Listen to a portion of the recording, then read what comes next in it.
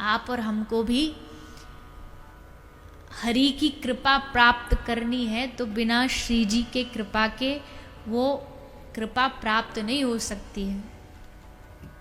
वृंदावन के जो रसिक महानुभाव हैं वो कहते हैं कि जीवन में कितनी भी कड़वाहट हो, जीवन में कितना भी बाधाएं हो, लेकिन जैसे कोई कड़वी दवाई हो, आपसे पी नहीं जा रही, तो क्या करना चाहिए?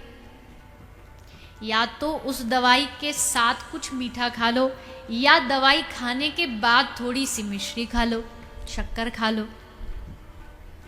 तो क्या होगा? बोले वो जो कड़वाहट थी ना, वो मिश्री खाती धीरे धीरे अब उस कड़वाहट को मिटा देगी।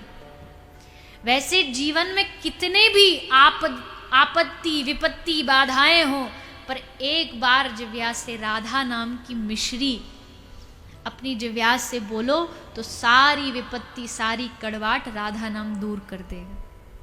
इतनी शक्ति है एक श्री राधा नाम। राधा नाम को कोई सामान्य ना समझे। राधा पूर्ण शक्ति, कृष्ण पूर्ण शक्तिमान, दोई वस्तु भेद नहीं शास्त्रेर प्रमाण। श्री चैतन्य चरितामृत कह रही है कि इन दोनों में कोई भेद है ही नहीं। सदा सर्वदा राधा और कृष्ण एक दूसरे के ही पूरक हैं। चारों वेद बखान करे और संत मुनि तिनके मन माही, यमुना यमदूतन टारत है और भव टारत श्री राधिका रानी। भव सागर में तारने का अगर किसी में सामर्थ्य है ना, तो वो एकमात्र हमारी श्री राधा रानी में। और एक बात और सुन लीजिए, अभी थोड़ी देर पहले मैंने एक बात कही थी ना कि आप उनकी शरण में जाओ तो पिछला सारा हिसाब मिटा देते हैं, कि चल कोई बात नहीं, पीछे जो गलती करी। कृष्ण कहोगे तो पिछला पूरा हिसाब मिटाएंगे, पर राधा अगर जिस दिन कह दिया, श्री राधा नाम का उच्चारण किया, तो हिसाब मिटाना छोड़ो, पूरा रजिस्टर फाड़ के फेंक देते हैं, अगला पिछला सब।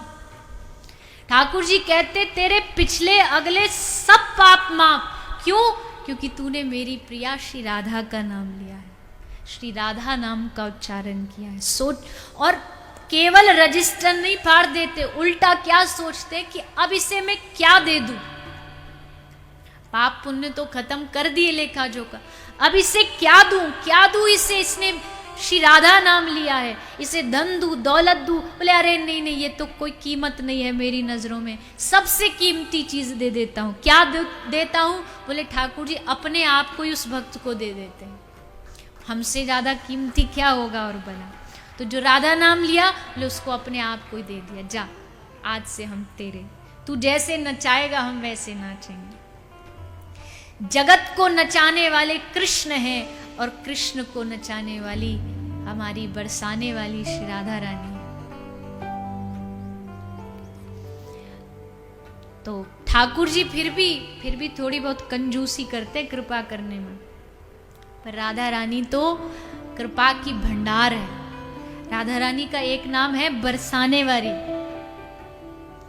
कहते हैं ना बरसाने वाली की जय। तो बरसाने वाली नाम क्यों है? इसलिए नहीं कि वो बरसाने की हैं, नहीं, इसलिए नहीं। जैसे कोई बिहार का हो तो बिहारी, हरियाणा का हो तो हरियाणवी, बंगाल का हो तो बंगाली, तो बरसाने का बरसाने वाली। बोले नहीं, इसलिए नाम नहीं है बरसाने वाली, तो फिर क्यों है?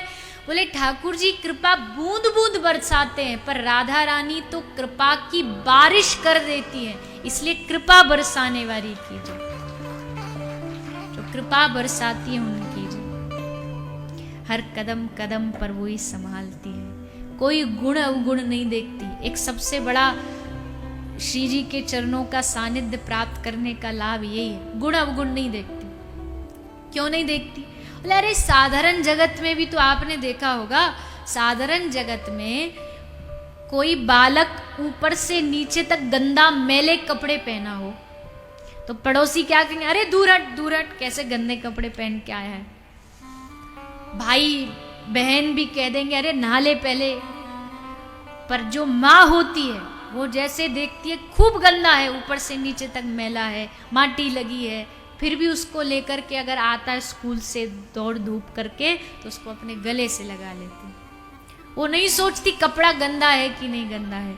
वैसे ही मन भी गंदा हो, जीवन भी गंदा हो, पर एक बार श्री राधा रानी को कोई दास्यता स्वीकार कर ले, कह दे मैं आपका हूँ, तो श्री राधा रानी उसके सब मैलों को भूल के उसको अपने गले से लगा लेती, अपने हृदय से लगा लेती। इतना कृपा बरसाती है।